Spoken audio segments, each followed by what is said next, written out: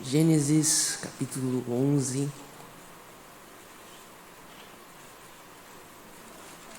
versículo de número 30.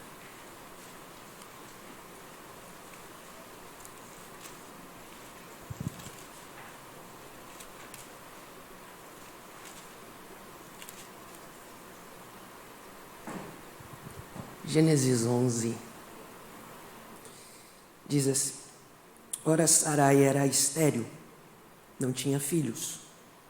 Terá tomou seu filho Abrão, seu neto Ló, filho de Harã, e sua nora Sarai, mulher de seu filho Abrão.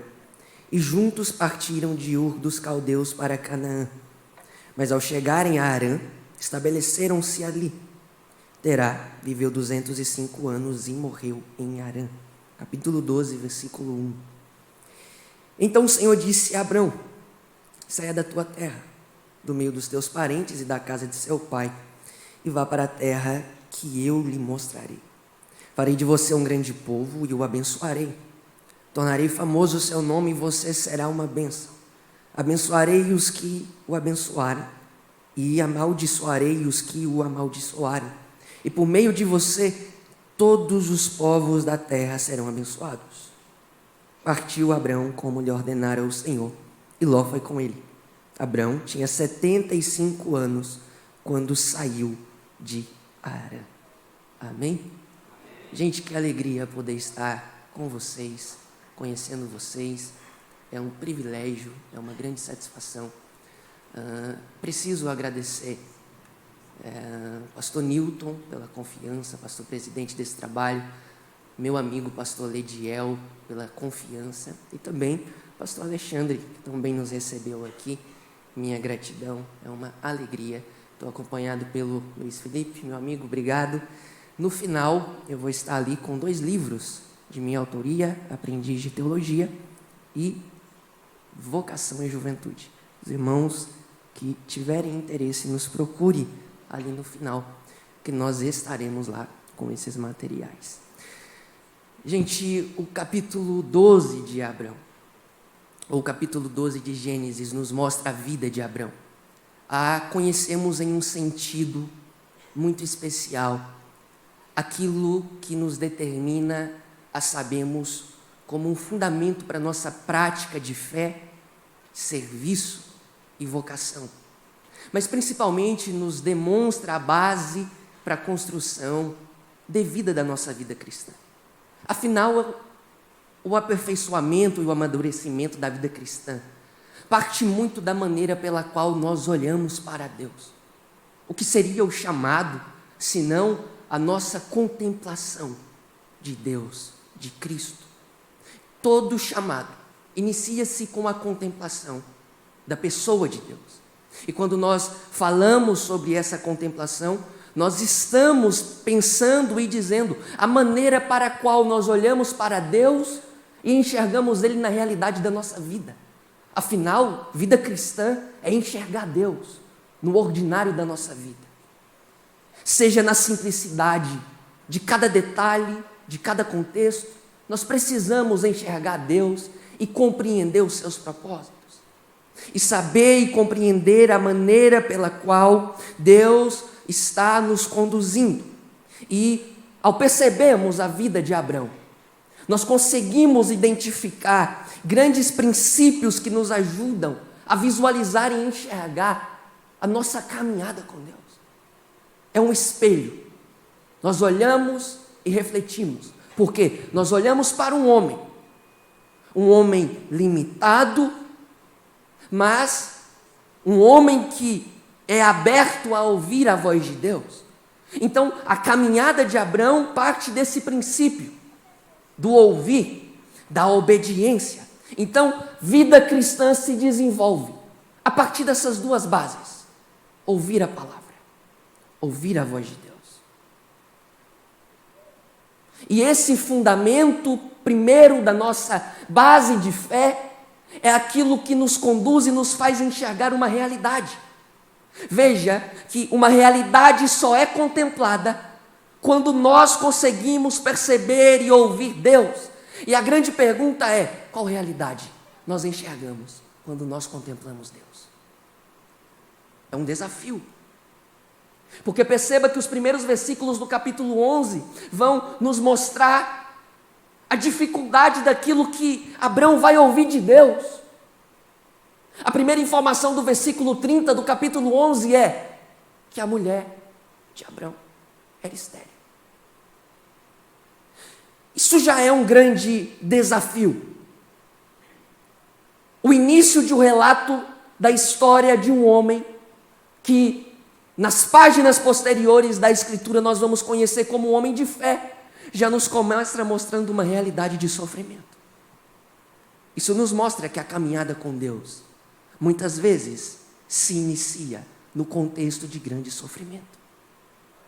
E é justamente nesse contexto de grande sofrimento que, quando nós contemplamos Deus, a nossa realidade é aberta e nós conseguimos contemplar aquilo que Deus é fiel para fazer. Então, o fundamento da vocação e da vida de Abraão parte desse princípio da contemplação de Deus. Então, Gênesis 11 nos mostra primeiro esse desafio que Abraão tinha dentro da sua casa. É um desafio familiar. E esse mesmo desafio familiar, capítulo de número 11, nos mostra aqueles que pertencem à vida e à família do contexto de Abrão. E o capítulo 11 se encerra dizendo que Terá, pai de Abrão, morre. Que cenário difícil. Que cenário doloroso. Capítulo de número 12, nos primeiros versículos, nós vamos visualizar Deus falando com Abrão, ou falando dessa perspectiva do chamado de Abrão. E o chamado que Deus faz a Abrão é um chamado desafiador, justamente porque faz ele olhar para além da realidade. Deus olha para Abrão e diz: sai da tua terra, sai do meio da tua parentela, e vai para um local onde eu vou te mostrar. Se nós temos a informação no versículo 30 do capítulo 11, que o início da vida, ou do relato da Escritura sobre o contexto da vida de Abrão, é um contexto de sofrimento e de dependência, de uma necessidade. Qual necessidade? A esterilidade da mulher. No capítulo 12, Deus está falando: a sua vida agora não é mais dependendo daquilo que você vê, mas é confiando aonde eu te conduzo. Porque existe uma diferença. Se os nossos olhos estão aqui limitados no que estamos enxergando, jamais nós conseguiríamos ouvir a voz daquele que é sobre todas as coisas. Nós não podemos olhar para os obstáculos da vida como meios para nos distanciar dos propósitos de Deus. Mas perceba que aonde há um obstáculo, existe a necessidade de um milagre. E quando nós conseguimos visualizar o Deus dos milagres, nós sabemos que a nossa vida está aberta para que Ele realize grandes milagres na nossa vida. Perceba, primeira informação: a esposa é estéril. Grande problema. Mas no chamado que Deus começa a construir e a demonstrar no contexto da vida de Abraão, Deus começa a falar coisas grandiosas. Versículo de número 2 do capítulo 12: farei de você um grande povo e o abençoarei. Tornarei famoso o seu nome. Você será uma bênção. Abençoarei os que o abençoarem. Amaldiçoarei os que o amaldiçoarem. E por meio de você, todos os povos da terra serão abençoados. Que realidade difícil.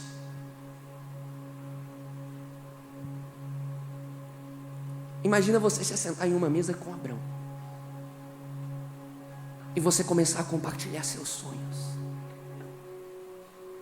ou você começar a compartilhar suas conquistas em uma mesa com Abrão.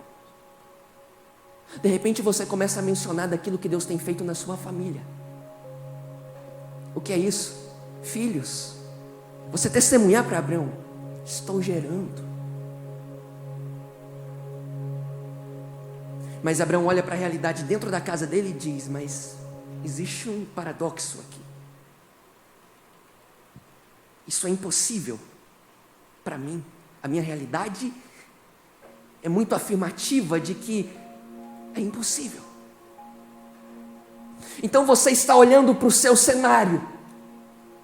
Você olha para o seu cenário e você diz: é impossível. Em contrapartida, se Abraão olha para o cenário daquele que está junto com ele dizendo: eu estou gerando, isso faz gerar uma incógnita na cabeça. E talvez seria esse mesmo contexto que Abraão enfrentava dentro do seu lar. Visualizar quantas pessoas gerando, mas a necessidade dentro da casa dele. Mas a grande pergunta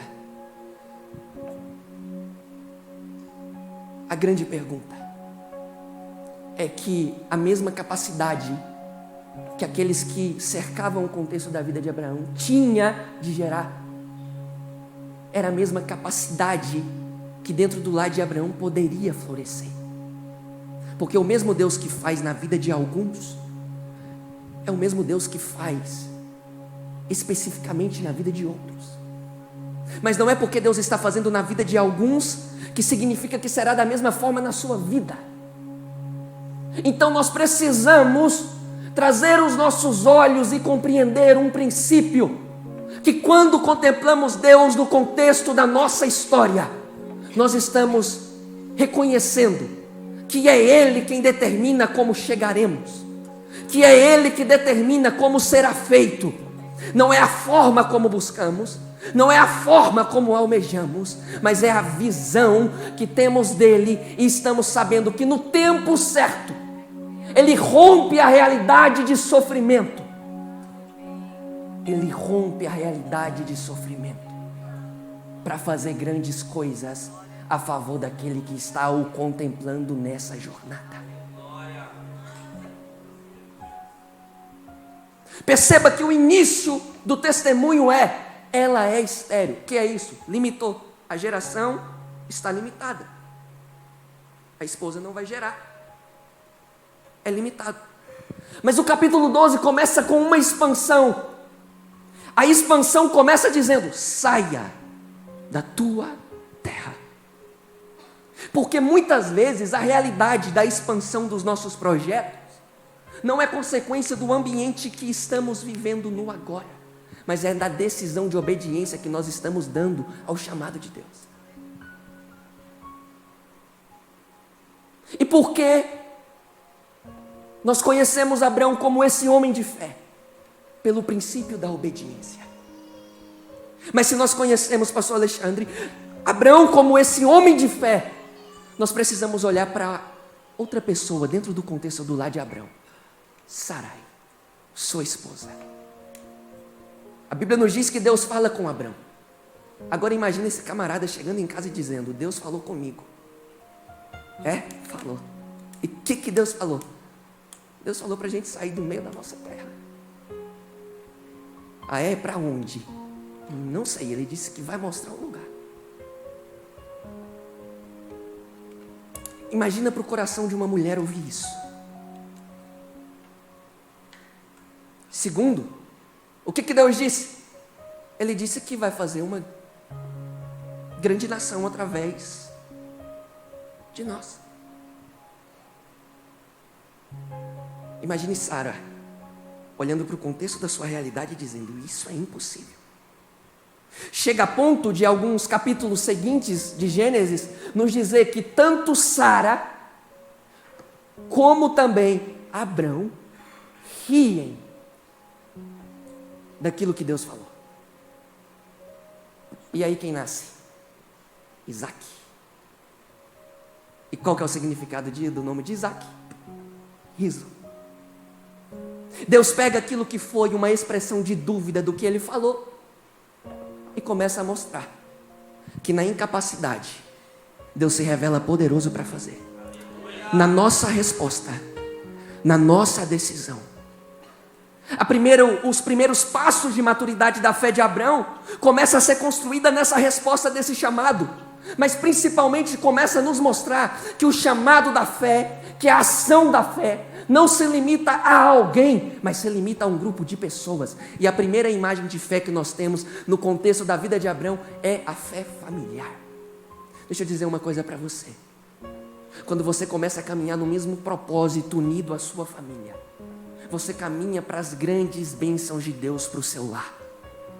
Quando vocês começam a caminhar contemplando Deus na realidade da sua vida, vocês não estão mais separados, afinal família é contexto de união.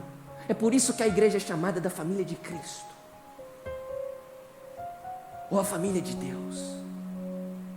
É esse reflexo da união e essa capacidade da fé, dentro de um contexto de união, nos faz visualizar caminhos, chegadas, conquistas. Eu vim aqui dizer para você nessa noite, que na sensibilidade do seu coração, de caminhar em obediência àquilo que Deus tem falado dentro do seu lar, que na sua sensibilidade de ouvir aquilo que Deus está requerendo e chamando você a ser atento àquilo que Ele quer fazer, Deus irá surpreender. Deus irá te surpreender. Será que você recebe essa palavra? No contexto da impossibilidade da sua vida, Deus irá te surpreender. Mesmo que a sua realidade do agora seja assim semelhante à de Sara, esterilidade, Deus bradará no meio desse sofrimento. E talvez você não entenda, porque a caminhada da fé, a caminhada da obediência, muitas vezes vai além da nossa compreensão. Mas o que Deus está dizendo é que muitas vezes não precisamos compreender caminhos, precisamos entender o destino. Porque se queremos compreender caminhos, qualquer motivação errada, qualquer medo, qualquer inconstância, qualquer instabilidade é motivo para desistir. Mas quem confia no destino sabe que Deus está falando: eu farei de ti uma grande nação. Eu farei de ti uma grande nação. Grandes coisas serão feitas. Grandes coisas serão feitas. Na resposta a esse chamado que Deus está bradando.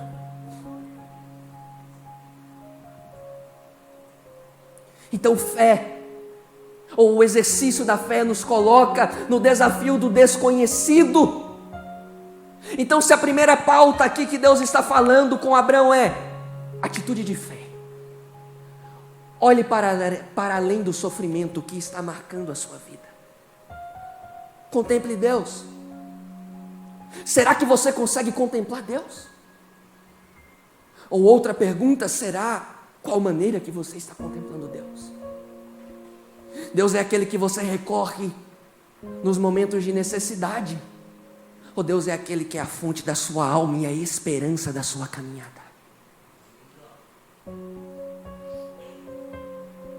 Tem um filósofo chamado Kierkegaard, que ele escreve um livro sobre Abraão chamado Temor e Tremor. E ele diz que a vida de Abraão é uma vida constante de duplo salto, ou como ele chama Abraão, de um cavaleiro da fé. Por quê? Abraão está no contexto da sua vida, diariamente, dando um salto à transcendência. O que é isso? Encontrando-se com Deus, tendo seu coração marcado pela esperança viva, e caindo novamente com os pés na terra, trazendo a realidade desse encontro para o agora, porque o exercício da fé não é para o amanhã, é para o agora. Quando você consegue exercitar a fé hoje, você está dizendo que hoje Deus está cuidando de você, que porque Ele cuida de você hoje, você vai chegar aonde Ele está te conduzindo. Deus nos convida a, de maneira semelhante, partimos de tudo aquilo que nos prende, de tudo aquilo que nos é incerto. Talvez o maior desafio da história de Abraão não tenha sido a esterilidade de Sara, mas tenha sido a resposta ao chamado. Porque o Deus que chama é o Deus que providencia. O Deus que chama é o Deus que, de maneira muito clara e direta, conduz a nos conhecermos verdadeiramente a Ele, e sabemos que Ele tem o controle da nossa história. E talvez o grande fundamento aqui que Deus está transmitindo para Abraão é que a sua caminhada jamais será uma caminhada solitária. Eu não disse que não é uma caminhada de sofrimento. Eu disse que jamais será uma caminhada solitária. Por quê? Porque Deus diz: sai da tua terra, do meio da tua parentela, e vai para o local onde eu te mostrar. O que é isso? Você não sabe os caminhos. Por quê? A cada dia a sua dependência em mim faz eu te mostrar novos caminhos para a sua necessidade. E não simplesmente solitário, mas como eu disse, com a sua esposa, com Sara, nessa caminhada.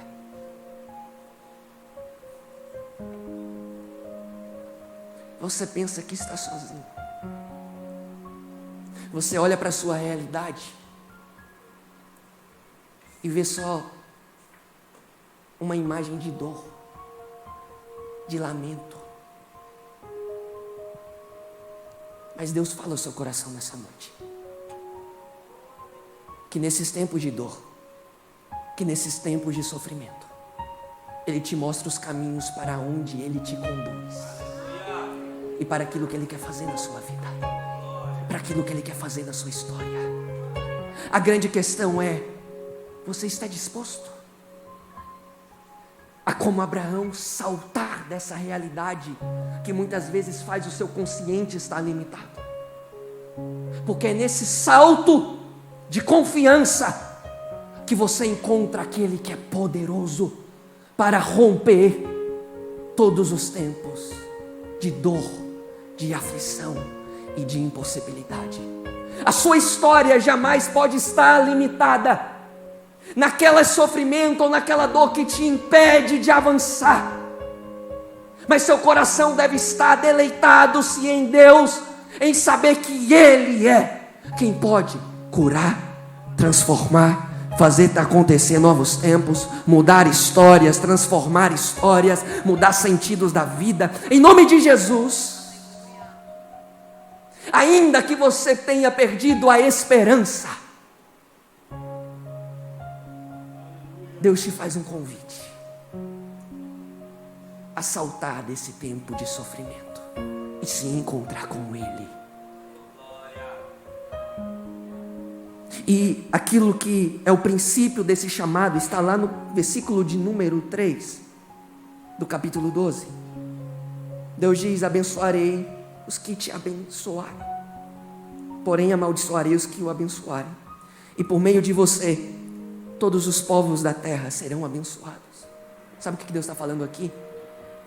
Através dessa semente que você vai gerar, não é simplesmente uma grande nação que será gerada, não, mas todas as nações serão benditas através da semente que virá de você e da sua esposa. Quem é essa semente? Cristo.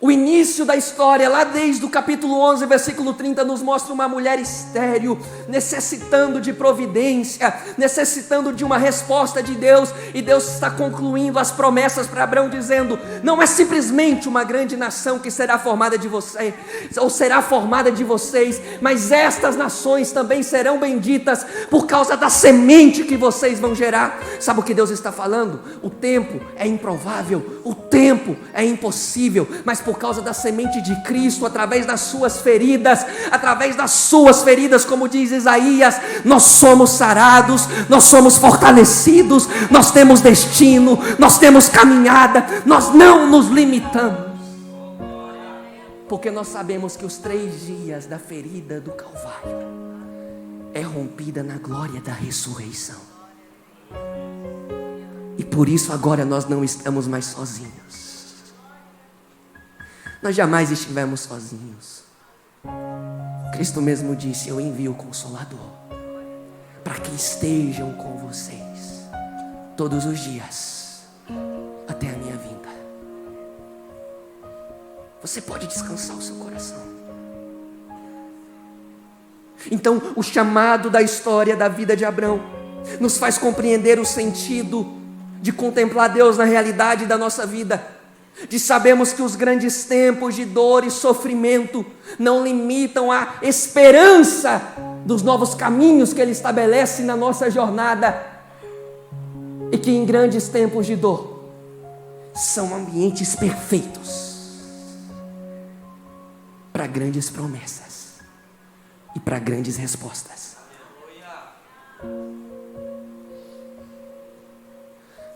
Deus não condiciona.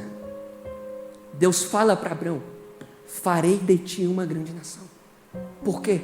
Porque você respondeu em obediência ao chamado, e não simplesmente isso, com fé. Porque, irmãos, isso aqui é algo que a gente precisa trazer para a nossa vida. Nem sempre responder ao chamado é responder com fé. Eu posso convidar vocês para uma viagem e de repente no meio da estrada o carro estraga. Se a resposta àquele convite foi uma resposta confiante, com fé, diante dessa impossibilidade, nós vamos olhar uns para os outros e dizer: não, tem solução. Tem solução. É possível rompermos esse tempo aqui. Isso aqui não está determinando a nossa chegada. Mas se nós só respondemos ao chamado, no primeiro tempo de sofrimento nós vamos dizer: é o fim, nós vamos chegar aonde nós tínhamos determinado chegar. Mas deixa eu te fazer uma pergunta: quem foi que garantiu a chegada? Foi o homem ou foi Deus? Se foi Deus, tranquiliza seu coração. E entenda que desde o início a sua resposta de fé a esse chamado te conduz à realidade das grandezas do que Deus tem para a sua casa, para a sua família e através de você. Não será bênção simplesmente limitada a você, mas através de você Deus fará na vida de outras pessoas. Através do seu ministério Deus irá sarar feridas. Através das feridas marcadas dentro do seu coração, Deus irá abençoar outras pessoas. Sabe esse milagre? Sabe essa cura? Sabe essa resposta? São bases da vida cristã. E essas bases da vida cristã te farão chegar aonde Deus quer. E nesse caminho, se prepare. Se prepare. Porque diariamente você vai precisar exercitar a sua fé, mas também testemunhar aquilo que Deus fez na sua vida, daquilo que Deus está fazendo na sua história.